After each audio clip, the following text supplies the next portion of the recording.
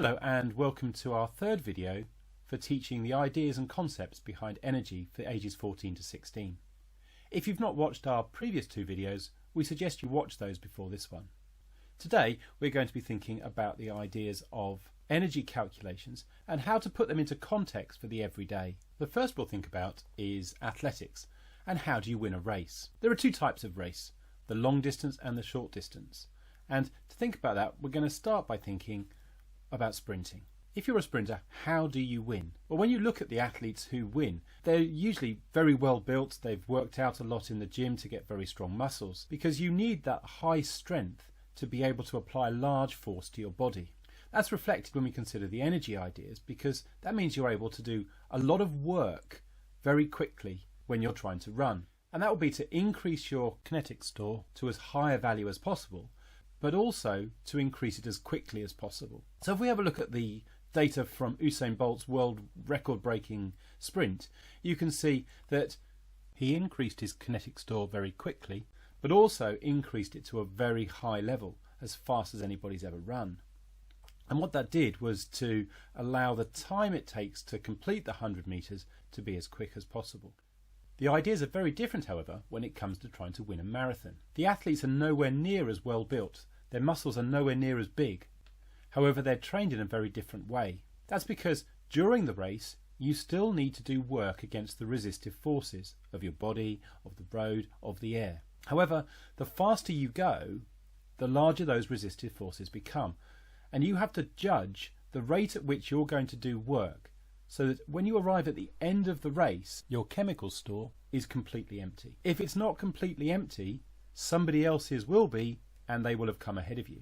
But if, however, you judge it wrongly, your chemical store is empty before you reach the finish line, then you will collapse in a heap before the finish line and not even finish the race. And at the very highest level, the margins between these are very small. If we look at the world records, there is only 2 seconds between the person who holds the record and the person who's come second. An experiment you can perform in the classroom to get pupils to think about the ideas of energy stores and transfer processes is the jump up toy. You press the toy down, the sucker sticks to the base plate, you wait for it to pop and up it jumps off the table. They're available quite cheaply from many outlets.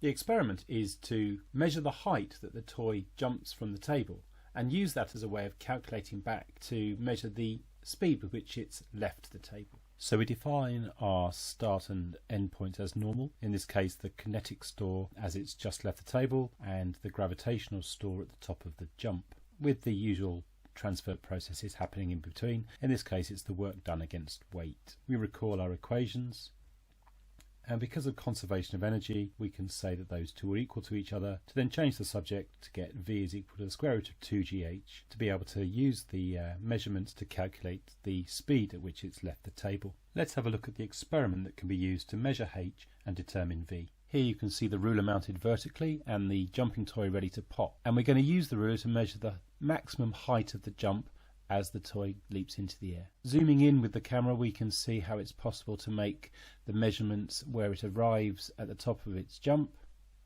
and zooming in again we can take the measurement from the ruler. Obviously this is possible to be done by eye or by frame advance in the video clip. Using a higher frame rate as well gives a clearer image. Here the zooming in at the high frame rate allows quite a careful measurement to be taken. Here we'll take a value of 62 centimeters. Now we've taken the measurements, we can use that in the equation to calculate the speed with which the toy left the table, demonstrating a nice way of using the stores of getting a final measurement. It's possible to use the jump up toy to perform some extension activities, getting the pupils to think more deeply about the stores and transfer processes. It's possible to consider the efficiency of the process that's happening from the elastic store to the gravitational store at the top of the jump. And to do that we need to redefine our start and end points as being the elastic store and finishing with the gravitational store, and the transfer processes become a bit more complicated, but we're not going to think too much about that at the moment. We define our equations again, but this time we need to take a little moment just to think about what the elastic store is and where this half Fmax times the compression comes from. To do that we need to consider the graph of force compression for the spring as we squash the toy.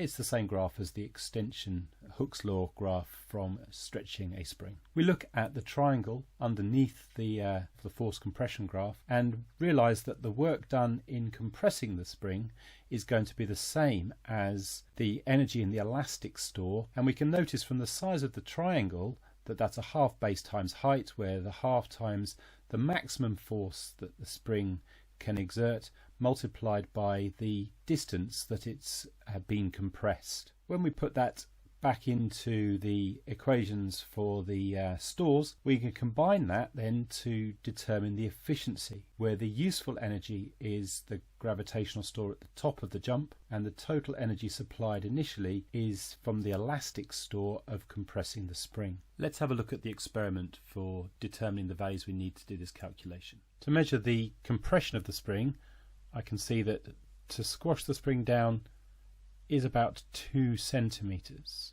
To measure the compressive force, or F max, I press the toy into the top of the top hand balance and see that it reads just over 1.5 kilograms.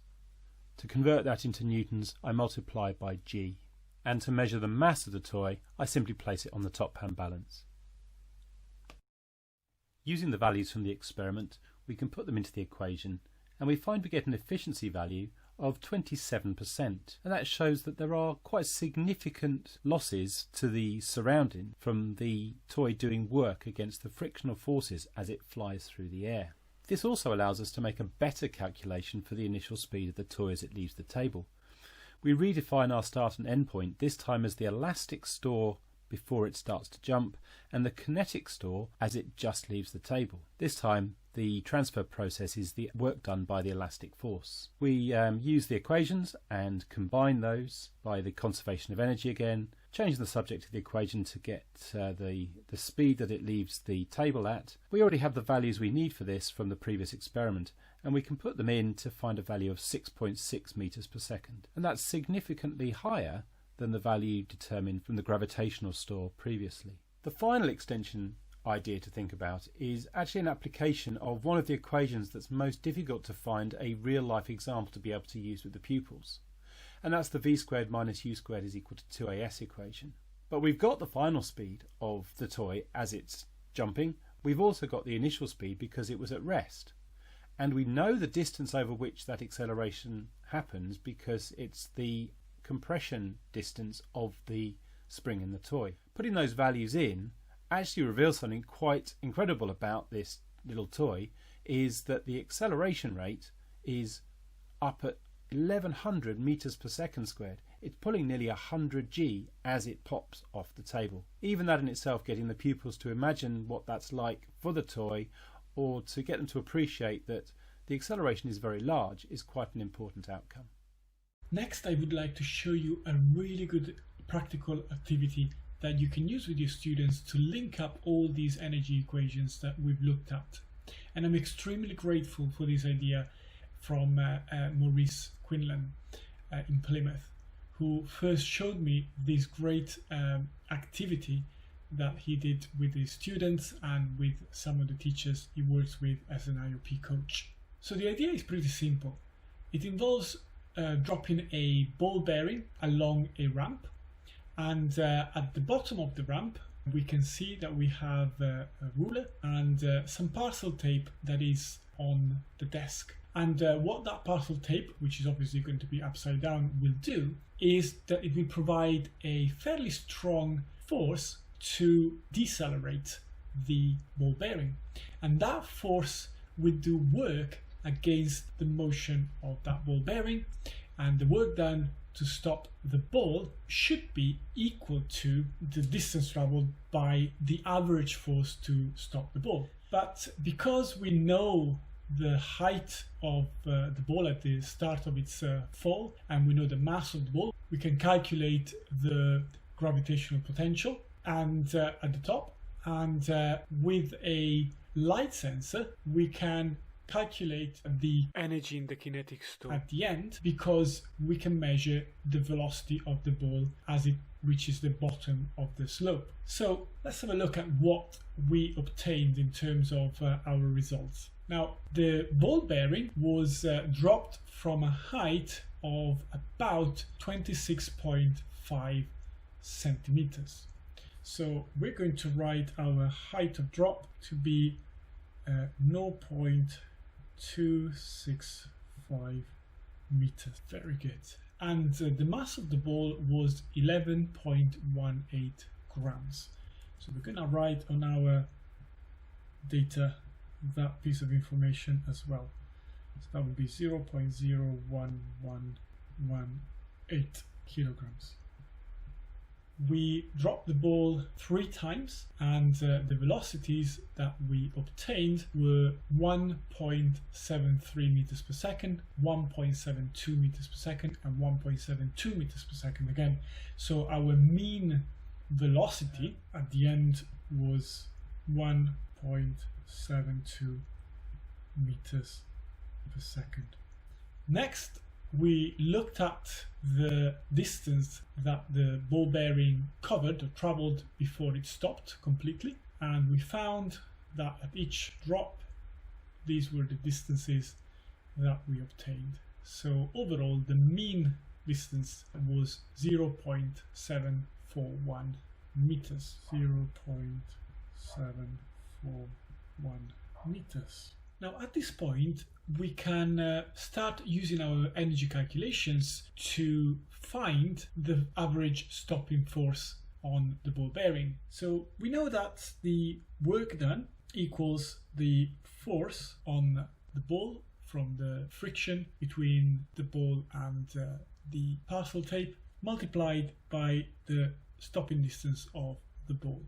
We also know that the energy in the gravity store can be found from the gravitational potential energy equation as mgh, where g is the gravitational field constant. We also know that the energy in the kinetic store right at the bottom of the ramp is given by the kinetic energy equation, half mass times velocity squared. Now, one thing that you could ask your students to do would be to compare the energy in the gravity store and the energy in the kinetic store and see whether they are the same or whether they're different.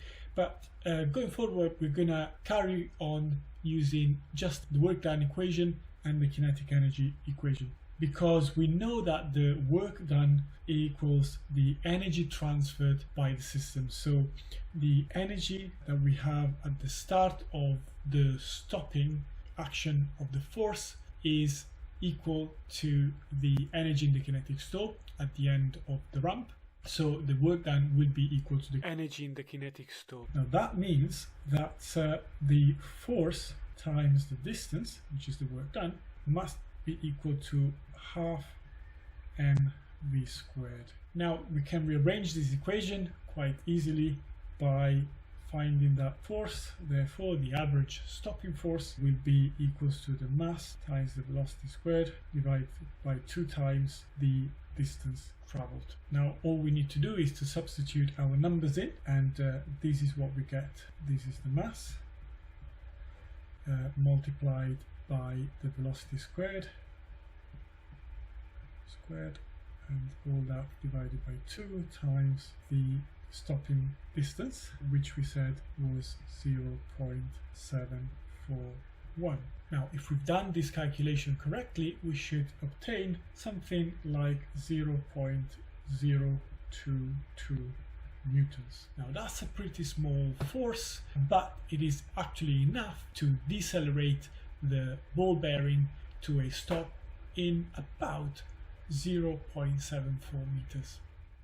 And of course, if you have an infrared camera, you can show the students the thermal signature of the ball bearing as it goes through the sticky tape, and that would be where the energy is dissipated to the surroundings to increase the temperature of the tape, of the ball, and so on.